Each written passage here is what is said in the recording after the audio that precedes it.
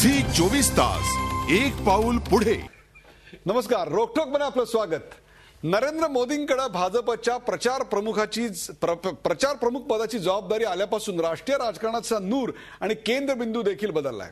मुद्दे केंद्रित राजकारण आता व्यक्ती केंद्रित होतं की काय अशी शंका यायला लागली आहे. नरेंद्र मोदींना अमेरिकेनं व्हिसा देऊ नये यासाठी काही खासदारांच्या सह्यांचं पत्र सध्या वादाचा विषय ठरलंय. त्यातच नोबेल पारितोषिक विजेते आणि भारतरत्न डॉक्टर अमर्त्य सेन यांनी मोदींच्या विकासाच्या मॉडेलवरच प्रश्नचिन्ह उपस्थित केल्यामुळे भाजपचे कान चांगलेच गरम झालेत. मोदींना बदनाम करण्याचा सर्वपक्षीय कट सुरू असल्याच्या भाजपच्या आरोपात खरोखरच काही तथ्य आहे का? अमर्त्य सेन यांच्या मुद्द्याचा प्रतिवाद करण्याऐवजी भाजपचे नेते त्यांच्या हेतूंवरच संशय घेण्यात धन्यता का बरं मानतायत? आणि देशांतर्गत राजकारण आंतरराष्ट्रीय पातळीवर गेल्यामुळे भारताच्या प्रतिमेवर त्याचे काही परिणाम होऊ शकतात का? यासारख्या असंख्य प्रश्नांचा वेध घेऊया मोदींची व्हिसा पॉवर या खास कार्यक्रमात.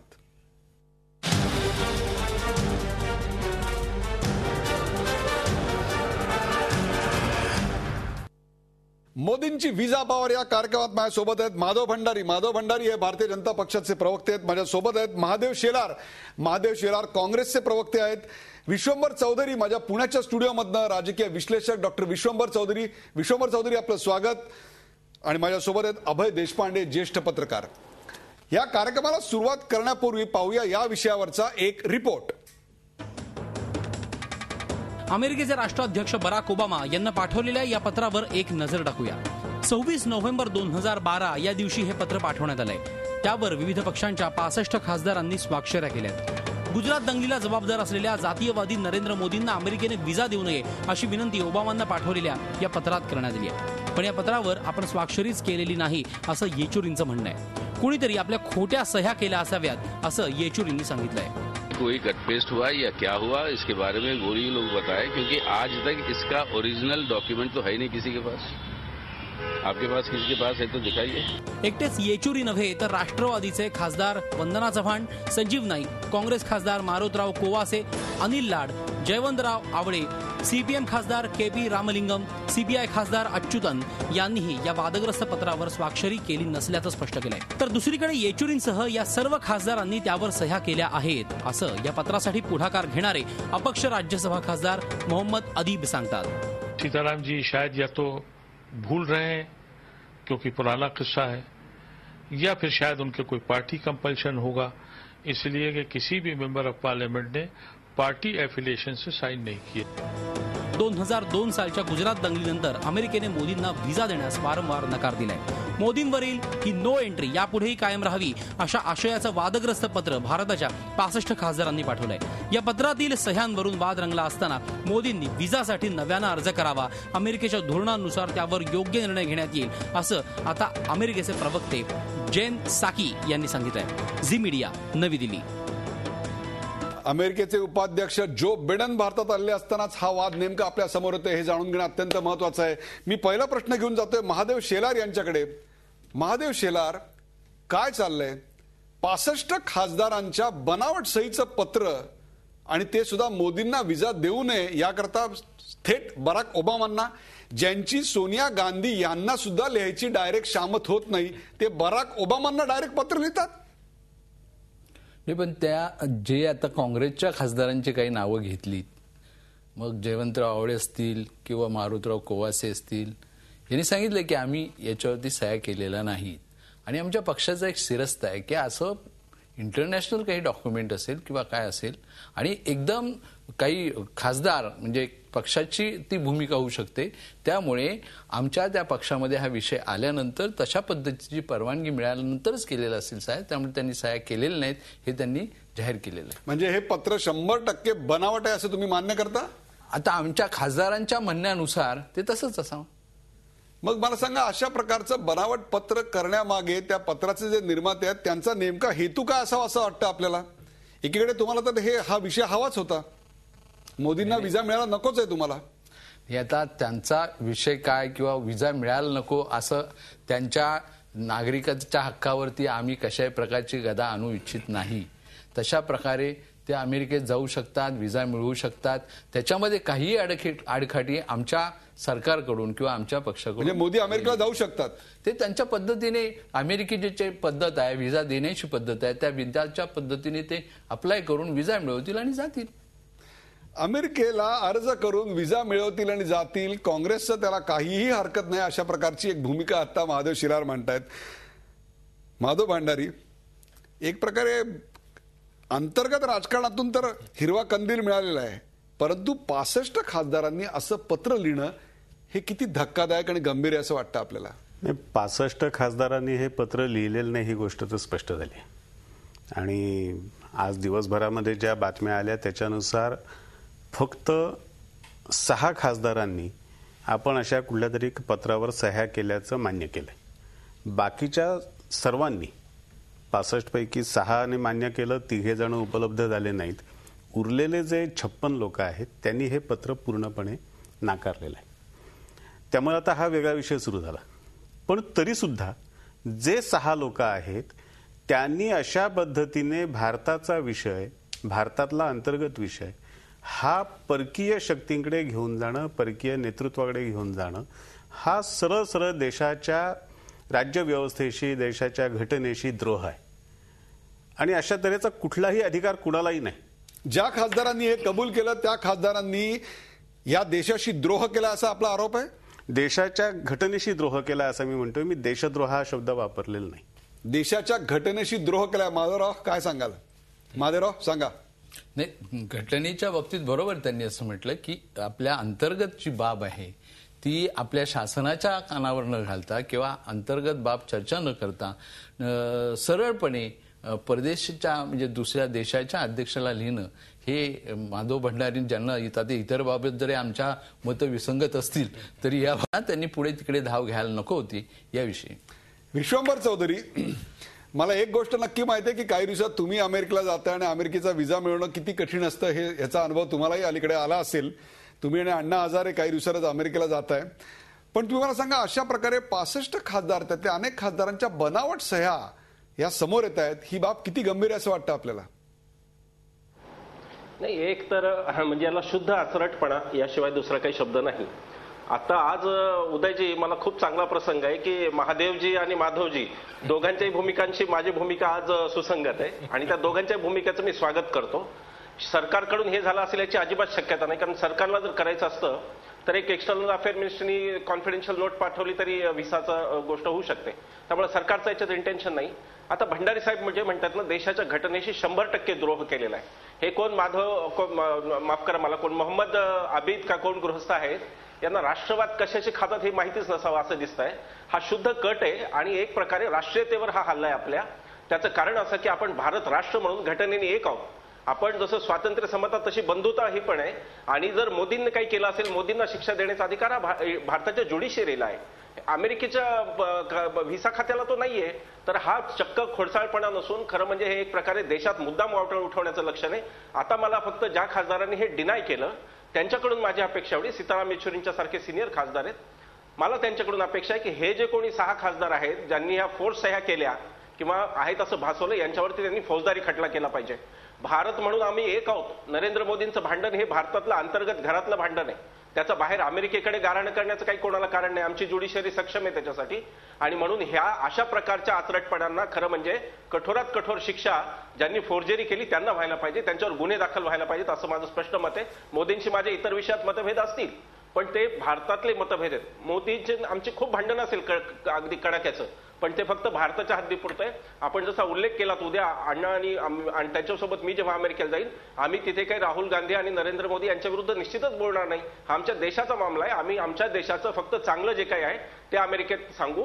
त्यामुळे हा विवेकाचा तारतम्याचा प्रश्न आहे आणि हे जे कोणी गृहस्थ आहेत त्यांच्यावरती फौजदारी खटला केला पाहिजे अशी माझी मागणी आहे. अभय देशपांडे, फौजदारी खटला दाखल केला पाहिजे. पहिल्यांदा असं होतंय की महादेव शेलार आणि माधव भांडारी यांचं एका गोष्टीबद्दल एकमत होताना दिसते आणि हा खरं तर भाग्याचा सुवर्णाक्षरात लिहावा असा क्षण आहे की मोदी हा विषय असताना सुद्धा दोघं एकमेकाशी भांडत नाही आहेत. मोदी या विषयावर नाही. खासदारांनी हे जे वागणूक किंवा जे केलं कृत्य त्याविषयी त्यांनी जो विषय एक प्रकारे मोदींचं महत्व तुम्ही मान्य करताय. नाही नाही, अजिबात नाही. मोदी हा विषयावरती मी त्यांच्याशी सहमत नाही. परत मी सांगतोय, फक्त खासदारांनी म्हणजे देशांतर्गत असलेली बाब ही देशामध्ये चर्चा न करता परदेशातल्या अध्यक्षाला किंवा सर्वोच्च नेत्याला लिहिणं बरोबर. देशात ठीक आहे, पक्षातही न चर्चा करता त्यांनी सह्या केल्या. म्हणजे मला मुळात हे मान्य नाही की काँग्रेसच्या खासदारांनी डोळे झाकून सह्या केल्या असतील. कोणीतरी एक अपक्ष खासदार उठतो आणि एक निवेदन करतो आणि काँग्रेसचे खासदार आपल्या पक्षाची भूमिका न विचारता त्यावर स्वाक्षऱ्या करतात, यावर मी तरी विश्वास ठेवणार नाही. मुळात एवढ्या खासदारांचं जर सह्या त्यांच्या नसतील आणि बऱ्याच लोकांनी त्यांनी डिनाय केल्यात, खासदारांच्या अशा बनावट सह्या करणं मला वाटतं हा कॉग्नेजेबल ऑफेन्स आहे. आणि स्पीकरनी, लोकसभेच्या स्पीकरनी मला वाटतं याची गांभीर्याने दखल घेऊन याच्या चौकशीचे आदेश दिले पाहिजेत. कारण उद्या जर आपल्या राजकारणातली अंतर्गत मतभेदाची धुणी कोणी आंतरराष्ट्रीय व्यासपीठावर जाऊन धुणार असेल तर ही भारतासाठी निश्चितच शोभादायक बाब नाही. आज मोदींच्या बाबतीत सुद्धा सर्व पक्ष एकत्र आलेत, परंतु उद्या आणखी अशा बऱ्याच गोष्टी, उद्या आम्ही अल्पसंख्याक आहोत, आम्हाला न्याय मिळत नाही, ओबामांनी यावं, अशा अनेक प्रश्न. देशांतर्गत बाबींकरता देशाच्या बाहेरच्या शक्तींचा कुठल्याही प्रकारचा मदत घ्यायला आता तरी या पॅनलच्या सगळ्यांचा विरोध आहे. परंतु एक प्रश्न नक्की निर्माण होतो आणि तोच आपण पुढच्या सेगमेंटमध्ये चर्चा लागणार होतो आणि तो म्हणजे विजा पॉवर. यात मी आता पहिला प्रश्न घेणार आहे माधव भंडारी यांच्याकडे. माधव भंडारी, अशा प्रकारचं पत्र भारतात निर्माण होणं, त्यावर खासदारांनी सह्या करणं किंवा त्यांच्या बनावट सह्या होणं, त्यातल्या 6 लोकांनी आम्ही सह्या केल्यात असं मान्य करणं आणि त्याहीपेक्षा सुद्धा या सह्या झाल्यानंतर सुद्धा हा अमेरिकेचा अंतर्गत मामला आहे म्हणून सरकारनं हात झटकणं, एका मुख्यमंत्र्याला विजा देऊ नये अशी पत्र खासदार लिहितात. सरकारची काही भूमिका नको? नाही, मुळात असं आहे की हे पत्र 26 नोव्हेंबर 2012 आहे. म्हणजे जवळजवळ आता 8-9 महिने झाले. ज्या खासदारांनी आत्ता नाकारलाय त्यातल्या बहुतेक खासदारांना या पत्राची तेव्हाही माहिती होती किंवा असं काहीतरी चालू आहे माहिती असलं पाहिजे. ज्या पद्धतीने आज काँग्रेसने नकार दिलाय, सगळ्या गोष्टीला हात झटकण्याचा प्रयत्न केलाय, त्याच्यावरून स्पष्टपणे दिसतं की त्यांना सुद्धा हे पत्र माहिती होतं. आपल्याच खासदारांनी यातलं काहीतरी उद्योग केला हेही माहिती होतं. पचलं तर पचलं आणि म्हणून मग म्हणजे ही हिट अँड रनची केस आहे. हिट अँड रनची केस आहे. आणि दुसरा त्यातला भाग असा आहे, एक या वर्ग देशात एक असा तयार झालाय की त्याला कायदा, संविधान अमकं तमकं काय माहित नाही. सलमान रश्दी आमच्या देशात येता कामा नये, तस्लिमा नसरीन आमच्या देशात येता कामा नये आणि आम्हाला चालत नाही म्हणून नरेंद्र मोदीने सुद्धा दुसऱ्या देशात त्याला कोणी येऊ देता कामा नये. म्हणजे कुठल्याही प्रकारचं नागरी स्वातंत्र्य जे आहे आणि ह्या देशाचे स्वतःचे जे नागरी अधिकार, स्वतःच्या संविधानाने तयार केलेले अधिकार आहेत, ते अधिकार मान्य नसलेला एक वर्ग देशामध्ये तयार झाला आणि त्याचे हे उद्योग आहेत. म्हणून हे इतकं धाडस होतं की 56 खासदारांच्या खोट्या सह्या करणं ही काही मामूली गोष्ट नाहीये. पण आपणही हे करतच आलोत की आपण हुसेनला कुठे या देशात येऊ दिलं? हुसेनला ह्या देशात कुणीही यायला अडवलेलं नव्हतं. हुसेन ह्या देशाच्या कायद्याला तोंड द्यायचं नाही म्हणून पळून गेला. हुसेनला भारतात येऊ देऊ नका असं कुणीही कुठेही म्हटलेलं नाही. हुसेन या विषयावरती मी स्वतंत्र चर्चा करायला तयार आहे. मला यायचंय सर्वप्रथम विश्वंभर चौधरी यांच्याकडे. विश्वंभर चौधरी, एक प्रकारचा हा दुटप्पीपणा आहे की नाही की एकीकडे तस्लिमा नसरीनचं उदाहरण द्यायचं, हुसेनचं टाळायचं आणि त्याहीपेक्षा सुद्धा मोदींच्या या कथित त्यांच्यावर झालेल्या त्या पत्राच्या बॉम्ब हल्ल्याचा निषेध सरकारनं काही केलेला नाही. याविषयी काय आपली भूमिका आहे? हे अभिव्यक्ती स्वातंत्र्य, ज्यांनी दुसऱ्याला काही हार्म पोचत नाही, दुसऱ्याला काही उपद्रव होत नाही, त्या व्यक्ती स्वातंत्र्याबद्दल कोणाचं आणि लिखाण करणं हे एखादी कादंबरी लिहिणं ही अभिव्यक्ती आहे. त्याच्यामुळं त्याच्यामध्ये एका मर्यादित अर्थाने मी हे म्हणतोय, कारण अभिव्यक्ती स्वातंत्र्याला पुन्हा आपल्या घटनेनेच काही मर्यादा घालून दिल्यात. म्हणजे उद्या जर मी दारू पिऊन धिंगाणा करायला लागलो सार्वजनिक ठिकाणी तर तो काही अभिव्यक्ती स्वातंत्र्याचा भाग होत नाही. समाजाच्या हितासाठी अभिव्यक्ती स्वातंत्र्य गरजेचंच आहे व्यक्तिगतरित्या, परंतु त्याचा अतिरेक हा घटनेनेच वर्ज्य ठरवलेला आहे. त्यामुळे जर हुसेन यांची केस असेल तर ती मला थोडीशी नक्कीच वेगळी वाटते की म्हणजे देशामध्ये वातावरण बिघडवण्यात काय रस आहे असं मला वाटतं. चित्रकारांना किंवा कलाकारांना सुद्धा हा असता कामा नये. अंततः आपण देशहित लक्षात ठेवलं पाहिजे आणि म्हणून मी हुसेन यांच्या भूमिकेशी काही मी सहमत नव्हतो. त्यावेळेस जी काही चित्र आली आणि जे काही घडलं त्याला मी अभिव्यक्ती समजत नाही. अभिव्यक्ती म्हणजे प्रखर विचार चांगल्यातल्या चांगल्या शब्दात आणि चांगल्यातली चांगली अभिव्यक्ती हे होऊ शकते ना. आपल्याकडे अनेक उदाहरणं आहेत की ती अशी अभिव्यक्ती चांगली खूप म्हणजे पु ल देशपांडे जसं म्हणायचे की किमान शब्दात गिरायकाचा कमाल अपमान करतात पुण्यातले दुकानदार, तसा किमान शब्दामध्ये सभ्य शब्दांमध्ये खूप चांगलं व्यक्त होता येतं. परंतु जर ती अभिव्यक्ती ही एका अर्थाने म्हणजे दुसऱ्या अर्थाने ती जर घाणेरडी असली, ती जर विकृत असली, त्या अभिव्यक्ती स्वातंत्र्याचा आपण पुरस्कार करतो.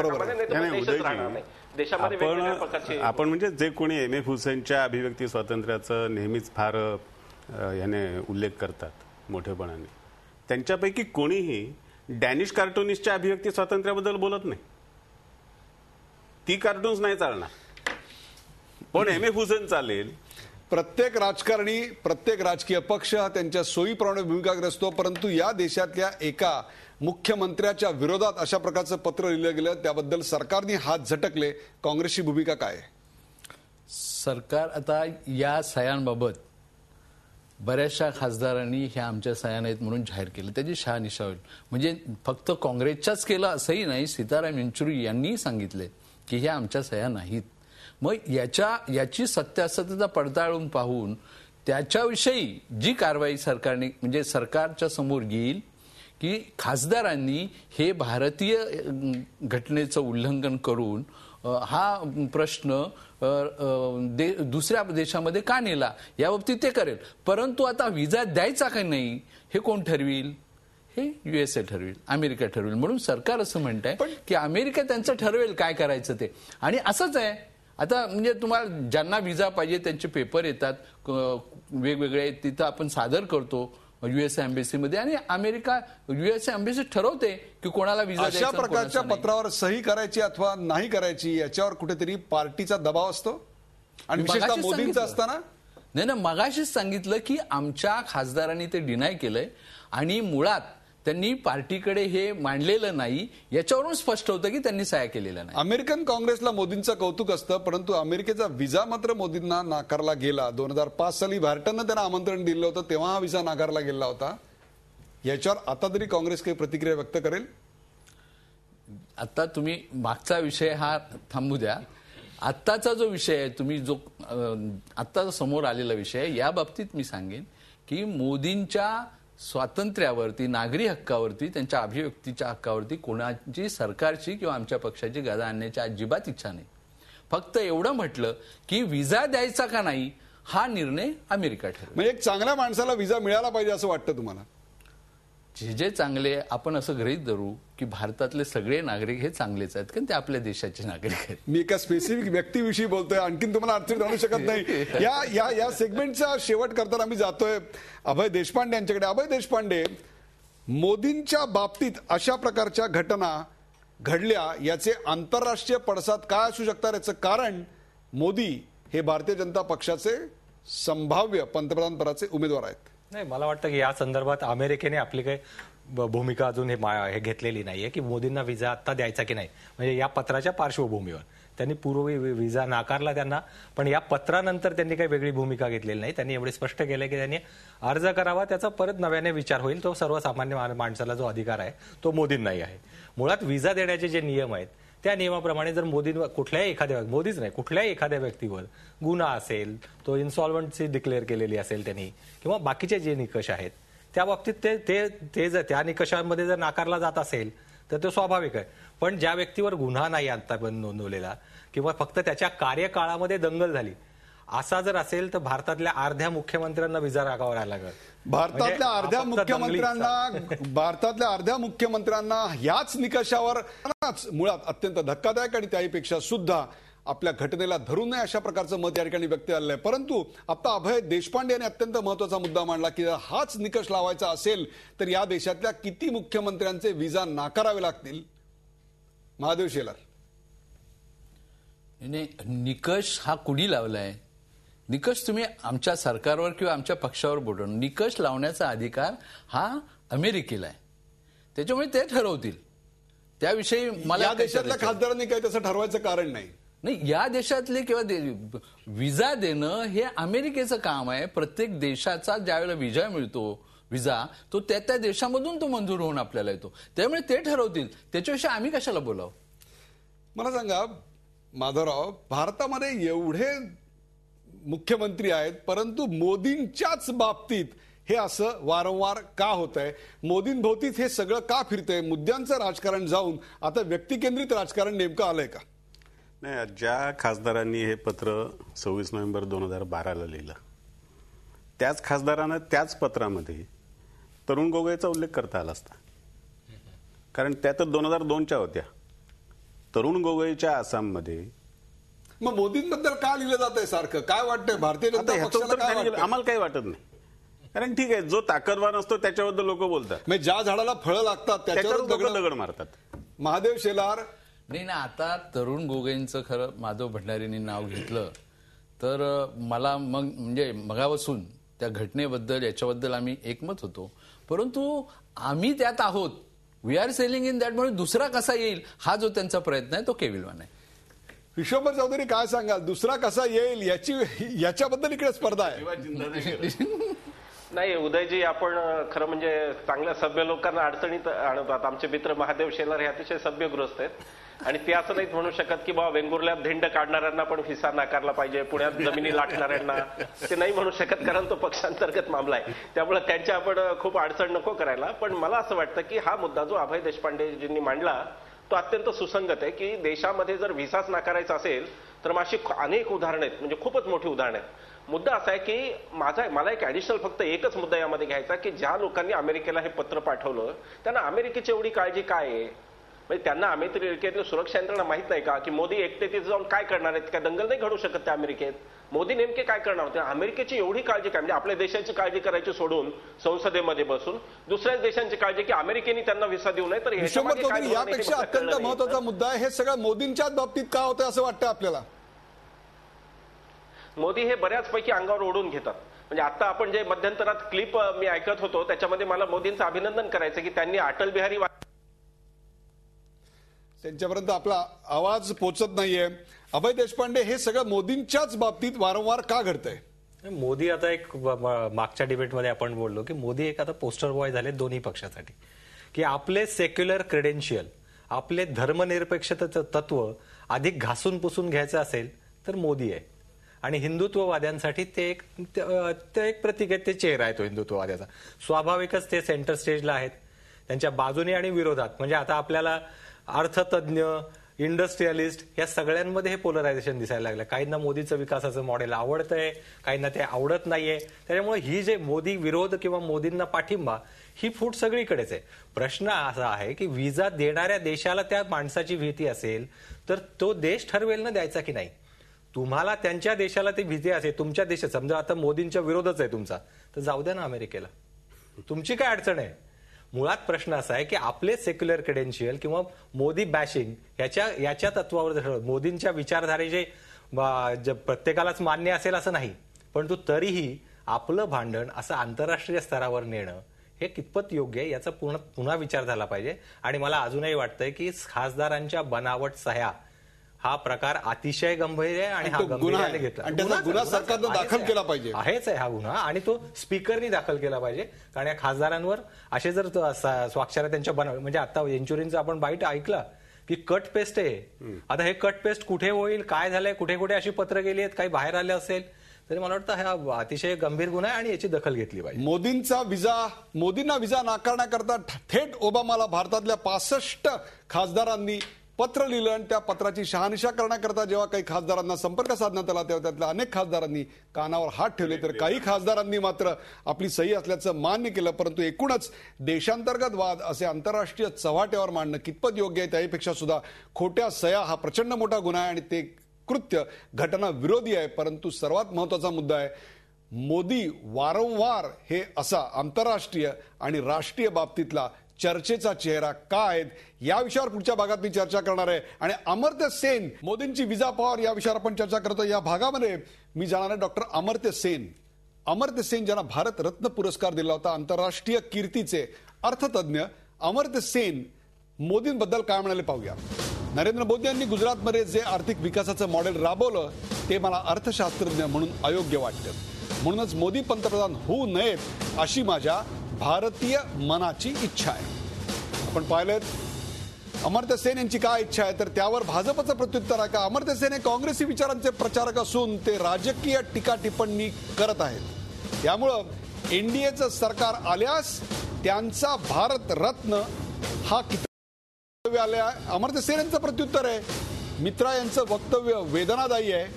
त्यांनी असं बोलायला नको होतं.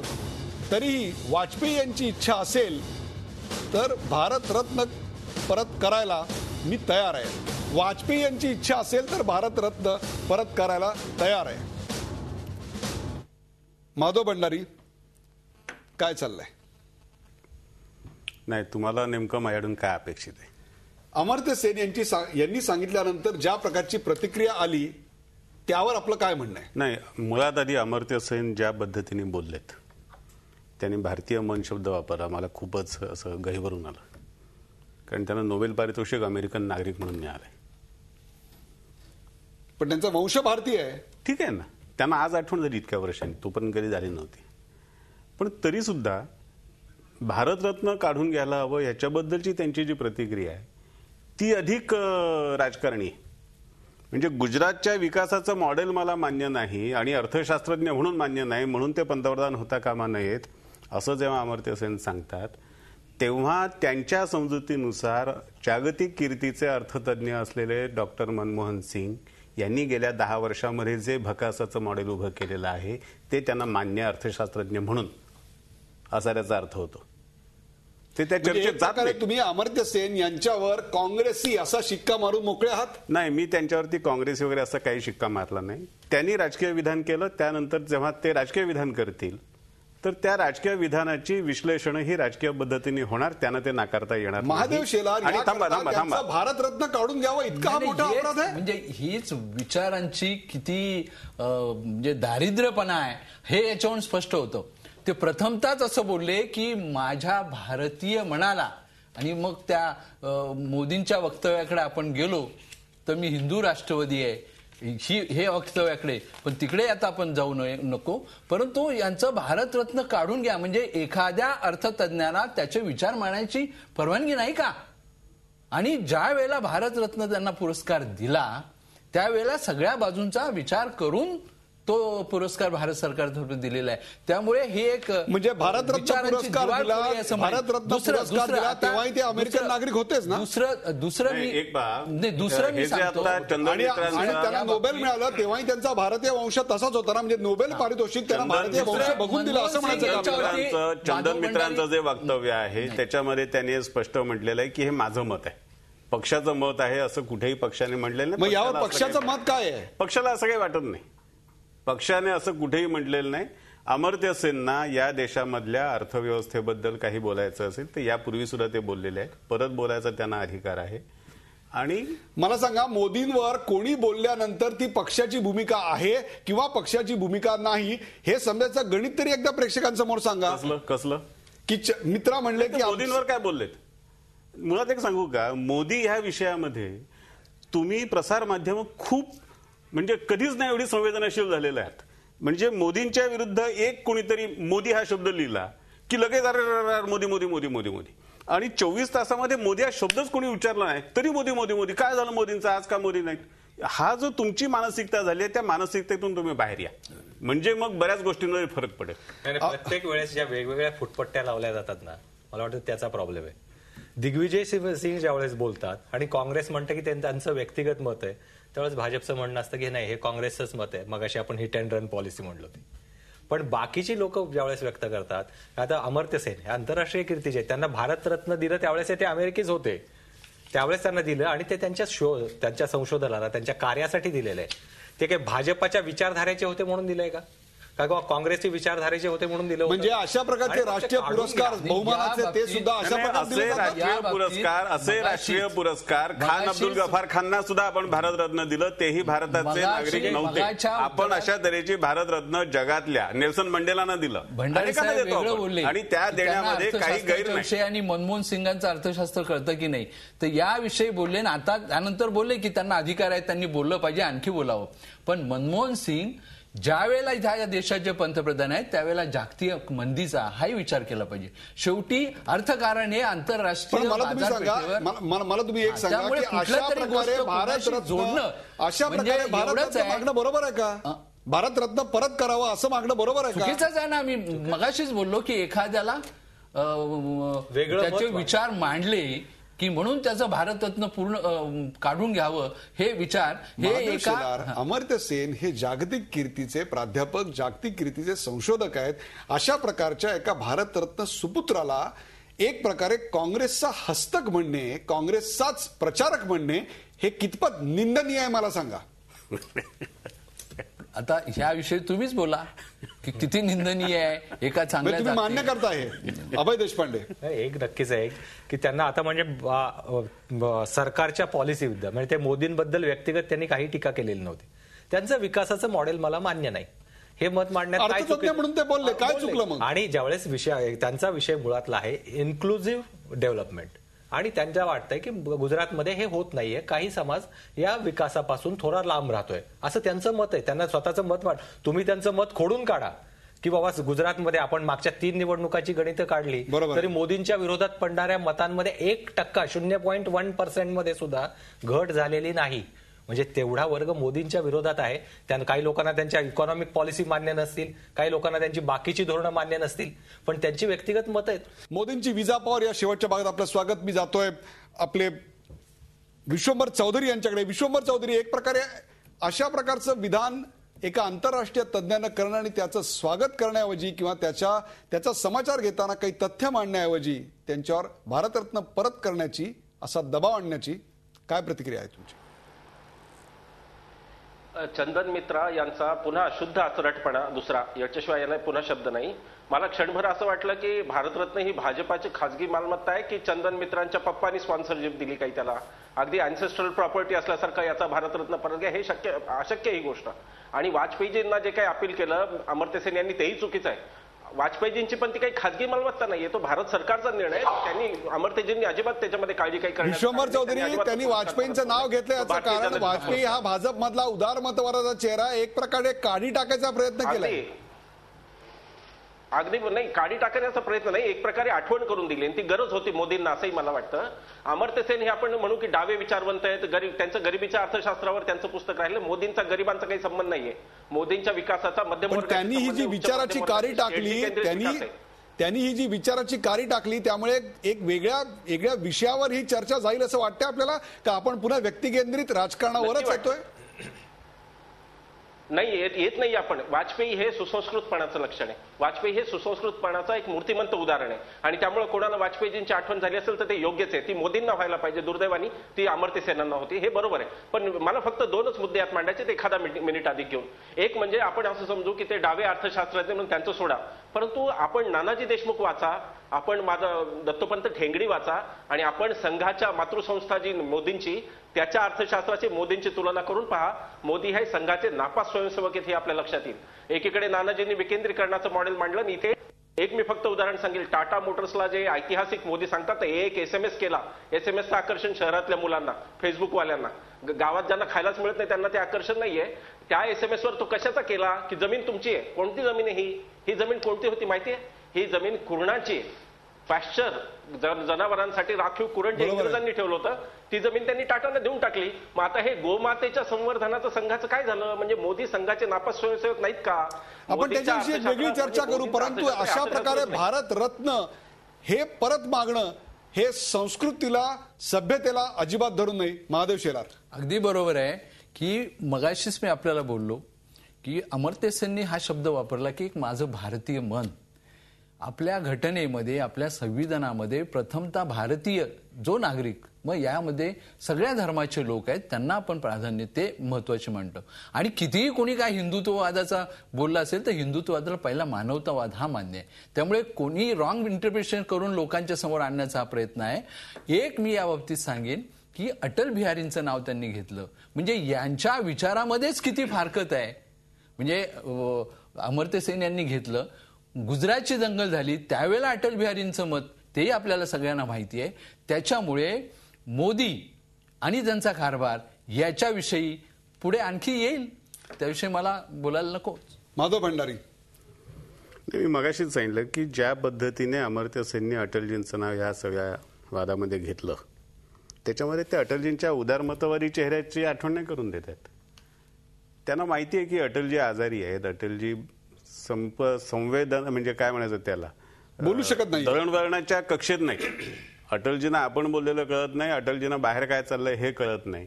आणि अशा नेत्याने सांगितलं तर मी भारतरत्न परत देईन हे सांगणं अमर्त्य सेन यांनी हे चंदन मित्रापेक्षा अधिक असभ्य, अभिरुचीहीन आहे. अभिरुचीहीन असभ्यपणाच आहे.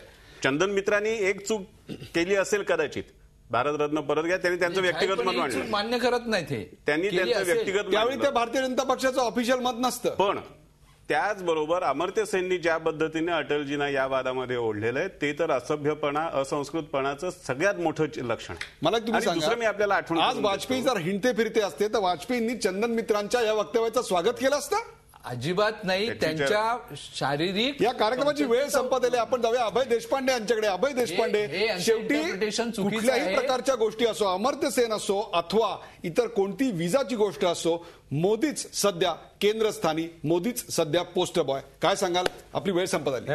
मोदींचं आहेच आणि मोदीच्या प्रत्येक मॉडेलबद्दल, विकासाचं असेल किंवा त्यांच्या पोलरायझेशनचं असेल, त्याच्यावर वाद होणं अटळ आहे. फक्त आता मला वाटतं की भाजपाने आता आपल्या विरुद्ध मत व्यक्त करण्याचा अधिकार सर्वांना आहे हे एकदा मान्य करावं. लोकशाहीत ते फार आवश्यक आहे आणि असे प्रत्येकाने मतं वेगळी केली तर मला वाटतं एनडीएच्या काळातले दिलेले सगळेच पुरस्कार परत घ्यावे लागतील.